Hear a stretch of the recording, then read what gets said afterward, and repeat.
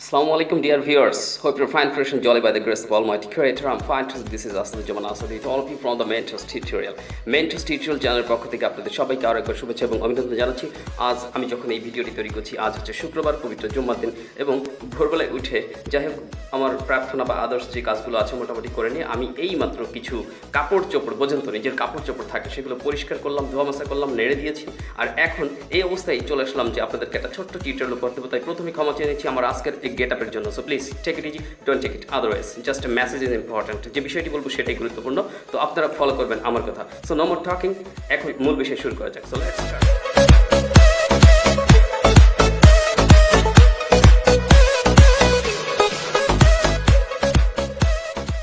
আজকে যে বিষয়ে কথা বলবো সেটি হচ্ছে যে ফ্লুয়েন্ট স্পিকার হওয়ার জন্য আপনাকে কি করতে হবে। সো অল্প কয়েকটি কথা বলবো, বেশি কথা বলবো না, স্টেপ বাই স্টেপ ফলো করবেন। আর বেশি কিছু একবারে জেনে নিয়ে ইউ হ্যাভ নো বেনিফিট, আপনার কোনো লাভ নেই, কারণ আপনি এটা ফলো করতে পারবেন না। So gradually step by step follow করবেন আমি যে টিপসগুলো আপনাদেরকে শেয়ার করবো। আর ভিডিও ভালো লেগে থাকলে প্লিজ প্লিজ প্লিজ আমি রিকোয়েস্ট করছি, মন থেকে আন্তরিকভাবে অনুরোধ করছি, ভিডিওগুলো প্লিজ শেয়ার করে দিন, আপনার ফেসবুক কলে শেয়ার করুন, আর পাশাপাশি আপনারা অন্যকে রেফার করুন। এবং আমার ভিডিও ভালো লাগলে অবশ্যই একটু লাইকটা দিয়ে দিন। আর নতুন ভিউয়ার হয়ে থাকলে অবশ্যই সাবস্ক্রাইব করবেন। আর যারা ইতিমধ্যে সাবস্ক্রাইব করে রেখেছেন তাদেরকে অনেক অনেক ধন্যবাদ জানাচ্ছি। যাই হোক, বড়ি বিক্রি বা ওষুধ বিক্রিতে বোঝেন, তাদের মধ্যে অনেক কথা বলে পড়লাম, এখন ওই কথা বাদ রেখে মূল কথায় চলে যাচ্ছি। So let's go.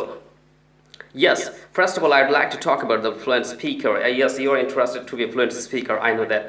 আপনি একজন fluent speaker হতে চান, but what you require to do actually আপনার কি করা প্রয়োজন? Now, what will I share? Actually, you have to listen. Okay, very carefully. এখন আমি যে শেয়ার করবো সেটাকে আপনাকে কেয়ারফুলি লিসেনিং করতে হবে, অর্থাৎ শুনতে হবে, বুঝতে হবে পাশাপাশি। ওকে, ইংরেজিতেই বলবো, তবে ইংরেজিতে বলার পর যদি বুঝতে না পারেন কোনো সমস্যা নাই, চিন্তার কোনো কারণ নাই, এরপরে বাংলায় চলে যাবে। আসলে সময় সংক্ষেপ আর দ্রুতগতিতে আমার আরও অনেক কিছু কাজ রয়েছে, তাই একটু দ্রুত কথা বলছি। I am sorry for that also again, আমি সেটার জন্য দুঃখিত। Anyway, so yes, fluency. What is fluency? Actually, if you have the ability to speak continuously without facing any type of problem at the time of talking to any person, that is called fluency. But actually, fluency is not like this. What I'm doing this right now, I'm talking to you. I'm giving you the message very fast. But at the time of talking, you need to talk in this way. Just you can get a pause. You can get a relax. Gradually.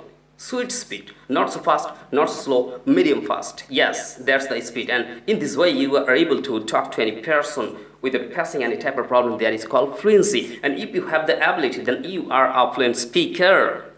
তাহলে কোনো বাধাবিঘ্ন ছাড়াই যদি আপনি অনায়াসে কারোর সাথে কথা চালিয়ে যেতে পারেন, বিশেষ করে আমি আপনাদের সাথে আজকে আজকে একটা বিষয় শেয়ার করব, এবং আজকের বিষয়টি আমি তো ঠিক মতো কথা বলতে পারছি না, তো আপনাকে কথা শেখাবো কী করে আমি? আচ্ছা, যাই, সমস্যা থাকতে পারে। তো এইরকম সমস্যা যাদের মধ্যে নাই, কথার গতি খুব বেশি না হলেও কোনো ক্ষতি নাই, এবং কথার গতি যদি খুব বেশি না হয়েও যদি আপনি মিডিয়াম ফাস্ট গতিতেও কথা বলেন এবং ধীরে ধীরেও যদি কথা বলেন কাউকে কোনো কিছু বোঝানোর জন্য, তাহলে দেখা যাবে যে এই ক্ষেত্রে আপনি হয়তো খুব বেশি বাধা বিপত্তির সম্মুখীন হয়তো বা হবেন না, এবং অনায়াসে বাধা বিপত্তি ছাড়াই আপনি আপনার কথাকে স্মুথলি একটির পর একটি বাক্য শেয়ার করতেই থাকবেন। এভাবে যখন কথা বলতে পারবেন, এই যে দক্ষতাটা, কথা বলার এই যে স্টাইলটা, এই দক্ষতাটা কোনো বাধাবিঘ্ন ছাড়াই অনায়াসে সুন্দর করে ধীরে ধীরে মিষ্টিভাবে মিডিয়াম ফাস্ট গতিতে কথা চালিয়ে যাচ্ছেন কারোর সাথে, এই যে দক্ষতাটা, এটাকেই বলা হয় ফ্লুয়েন্সি। আর এই দক্ষতা যখন আপনার মধ্যে সৃষ্টি হয়ে গেছে বা যাবে, বা যদি হয়ে থাকে অলরেডি, তাহলে আপনাকে বলা হবে ফ্লুয়েন্ট স্পিকার। তো ব্যাপারটা বুঝতেই পেরেছে। অনেকে মনে করে ফ্লুয়েন্ট স্পিকার হবো, ফ্লুয়েন্ট স্পিকার হন, 3 মাসে কোর্স করুন, 2 মাসে কোর্স করুন। তার মানে কি ঝড়ের গতিতে দ্রুত গতিতে কথা বলতে হবে। যেমন আসাদুজ্জামান আসাদ স্যার এখন আমাদের সাথে যেভাবে কথা বলতেছে, দ্রুত বেশি কিছু শেয়ার করতে চায়, স্যারের টাইম নেই, স্যার অনেক ব্যস্ত ছিল, এই কাজ করেছে, সে কাজ করেছে, এখন আবার ভিডিও দিয়েছে, এরপরে আবার আরও অনেক কাজ করবে, তারপর জুমার নামাজের প্রিপারেশন নেবে। আমি এই যে কথাগুলো বলতেছি এত দ্রুত কথা এইরকম না, ধীরে ধীরে রিল্যাক্সে সুন্দর করে। তবে হ্যাঁ, কখনো কখনো প্রয়োজনে সময়ের অভাব থাকলে তখন হয়তো আপনি পরিস্থিতি বুঝেও কারোর সাথে দ্রুতগতিতে কথা বলতে পারেন। আর দ্রুতগতি, আচ্ছা একটা মজার বিষয় বলি আপনাদের সাথে। দ্রুতগতিতে কথা বলতে হয় কখন জানেন? দ্রুতগতিতে কথা বলতে হয় তখন ঠিক যখন কারোর সাথে আপনার ঝগড়া বেঁধে যায় বা কোনো বাকবিতণ্ডা সৃষ্টি হয়। কারণ কি, তখন হয়তো আপনার ভিতরে একটা উত্তেজনা, একটা প্রেশার ক্রিয়েট করে, আপনার কিন্তু রক্তে বা শিরাতে একটা প্রেশার ক্রিয়েট করে, যেটা ব্রেনকে কিন্তু সিগন্যাল দেয়। তার ফলে আপনার দ্রুতগতিতে যারা কথা বলতে পারে না তাদের কথাও যেন দ্রুত বেরোয়, হয়তো একটু আধো বেঁধে গেলেও বেরিয়ে যায়। তো আপনি তখন দ্রুতগতিতে কথা বলেন, আর ঝগড়াঝাটির সময় দ্রুতগতিতে কথা বলতেই হয়, তাই না? তা না হলে দেখা যাচ্ছে আমি একটা সেন্টেন্স বলার আগে তার 5টা সেন্টেন্স বলা হয়ে গেল আমাকে। তো যাই হোক, ঝগড়া করা ভালো নয়, আমি সেটা বোঝাচ্ছি না, আমি ফ্লুয়েন্স নিয়ে কথা বলছি। আশা করি আমার সাথে আপনারাও একমত হবেন আমার কথা শোনার পর। এনিওয়ে, তাহলে আমাদেরকে এইভাবে কথা চালিয়ে যেতে হবে, আর এইভাবে কথা চালিয়ে যেতে পারলে আপনি হচ্ছে ফ্লুয়েন্ট স্পিকার হবেন। এখন ফ্লুয়েন্ট স্পিকার হবার জন্য আসলে অ্যাকচুয়ালি আপনাকে কি করতে হবে? Yes, you require to follow some tricks and techniques, and that will share right now. You have to follow that very strictly at the time of speaking to any person, and I think it will be easy for you to go on smoothly. Yes, এটা follow করবেন, ওকে? তা আমি এরকম যে ইংরেজি বলতেছি আপনার সাথে দ্রুত গতিতে, অনেকে হয়তো মনে করতে পারে স্যার বোধহয় মুখস্থ করে এসছে, বা মুখস্থ টুখস্থ করে আগে খাতা দেখে বা পৃষ্ঠা দেখে লিখে টিকে তারপরে বোধহয় এইভাবে এসে বসে বলে আমাদের সামনে। আসলে আপনারাই জাজ করবেন এইভাবে কথা বলা যায়, কথা এদিক ওদিক হয়ে যায় না? আর আমি কখনোই স্ক্রিপ্টের দিকে তাকাচ্ছি আর কখনোই বা আপনার দিকে তাকাচ্ছি, আমার তো এক্সপ্রেশন মানে কি, আমি নিজের থেকে ন্যাচারালি এটা বলার চেষ্টা করতেছি। আলহামদুলিল্লাহ, আল্লাহ আমাকে এই তৌফিকটা দিয়েছেন, তাই আমি চেষ্টা করতেছি আপনাদেরকে এই বিষয়ে সেবা দেওয়ার জন্য। এনিওয়ে ভিউয়ার্স, যে কথা বলছিলাম তাহলে, yes, in order to be a fluent speaker, you must remember that what you're talking about, what the topic actually, and what the topic about which you are interested to talk to any person. You have to remember very carefully, because at the time of talking to any person, at the time of expressing something, you shouldn't mention any irrelevant topic or irrelevant sentence, because you must have to stay on that topic. And you have to think that what's the topic actually, and what should I share, what type of points I may mention here, from which type of corners I can create some sentences that will be related to this topic or these questions. In this way, you have to think from the imagination power, from your memory, and at the time of thinking, I think your memory or imagination power will help you to create some other new sentences about that topic, and at the time it will be so smooth for you to speak fluently. So that's the main tricks, so you have to follow that. And after all, if your speaking is wrong or right, it doesn't matter.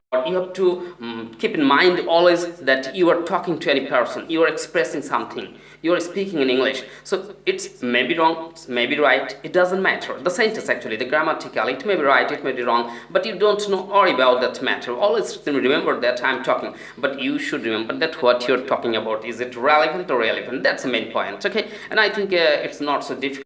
It will be easy actually for you at the time of when, yes, it will be easy at the time if you practice it at home.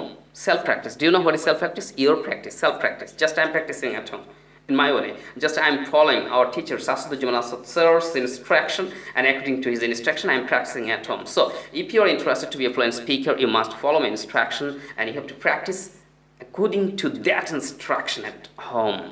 Inshallah, then it will be easy for you to be a fluent speaker. At the time of talking to any person at any places, it will be so easy for you to go on fluently or spontaneously without any passing any problem actually. Yes, and at the time of talking, I think you will not face any stammering or babbling. Yeah, what is stammering and babbling? Stammering এবং বাবলিং actually কি? এটা হচ্ছে যে তোতলানো, ভাব, বা আমি ওই যে বেঁধে বেঁধে যাচ্ছিল কথা, এরকম হয় না?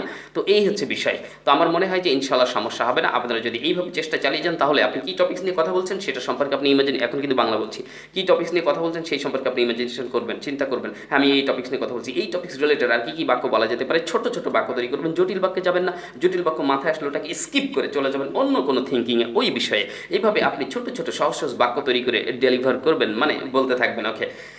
আচ্ছা, আর এরকম যদি ছোট ছোট ইজি বাক্য বলার চেষ্টা করেন, তাহলে কী হবে জানেন? তাহলে কিন্তু আপনি স্টামারিং বা বাবলিং বা তোতলানো ভাবটা আপনার হয়তো কম আসবে, খুব বেশি সমস্যা হবে না, এবং এই সময় আপনার জন্য সহজ হয়ে যাবে কথা বলতে পারাটা।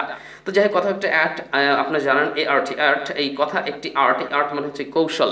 তো যাই হোক, কথা কিন্তু একটা কৌশল, তাই কথা বলে শিখতে হবে। বাংলাতে হয়তো আপনি সুন্দর স্মার্টলি কথা বলতে পারেন আশা করছি, আর ইংরেজিতেও হয়তো চেষ্টা করছেন। আপনারা অনেকে আছেন ভালো স্পিকার, ভালো ইংলিশ বলেন, আমার চেয়ে অনেক সুন্দর সুন্দর ইংলিশ বলেন, ভালো ভালো টিচার ইংলিশ বলেন, আপনাদের কাছ থেকেও আমার শেখার আছে, শুধুমাত্র আমার কাছ থেকে নয়, আমি এটা মনে করি, ওকে?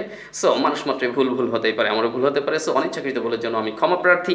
সো আমার ভিডিওটি ভালো লাগলে অবশ্যই শেয়ার করবেন, লাইক করবেন, কমেন্টস করবেন, প্লিজ প্লিজ প্লিজ। এবং আপনারা নিয়মিত আমাদের চ্যানেলগুলি দেখবেন। চ্যানেলগুলি দেখলে অন্তত এই যে 5 মিনিট সময় বা 10 মিনিট সময় আপনি ব্যয় করছেন, নিশ্চয়ই বৃথা যাবে না। নিশ্চয়ই কোনো না কিছু শিখতে পারবেন, যেটা আপনার লাইফে অনেক পরিবর্তন আসতে পারে, বা এটা পরিবর্তন নিয়ে আসতে পারে গ্র্যাজুয়ালি, ধীরে ধীরে। সো আপনি ধীরে ধীরে শিখুন, তাড়াহুড়ো করার দরকার নেই। এটা হচ্ছে মূল বিষয়।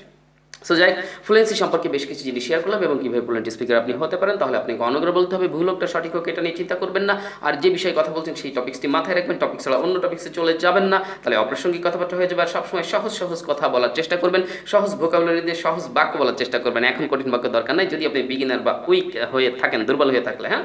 আর যারা হাই লেভেলে চলে গেছে, অ্যাডভান্স লেভেলে চলে গেছে, তারাও অনেক অ্যাডভান্স ইংলিশ বলবে, কোনো সমস্যা নেই, তাদের অনেক বেনিফিটেড তারা হবে এই ক্ষেত্রে হয়তো, বা এটাকে তারা প্রফেশনালি কাজে লাগাইতে পারে। আর আপনি আস্তে আস্তে এভাবে শিখতে থাকেন।